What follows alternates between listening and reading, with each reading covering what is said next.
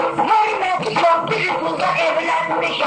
Allah beni her yana düşmüş adım. Alemi yandırdı odunu gideceğim. Neyse bana olsa da hiç aymadı. Diyecekler koca evlenmişim. Almadım oğlumla hindi. Almadım oğlumla hindi. Köprelerin ağzına değişeni adam. Bak bilecek ki bana ismi adam. Hindi de ben Şahraz'a evlenmişim. Hindi de ben Şahraz'a evlenmişim. Gayrımızı ağlı Cenab-ı Allah. Gayrımızı ağlı Cenab-ı Allah. Armadı beştir bu sevabdır ana. Yirmilerdir kebaptır ana.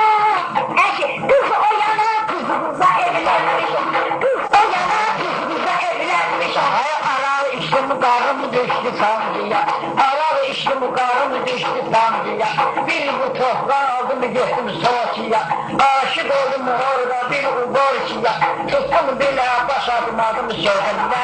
Şimdi başıma kurak geldi gözümle.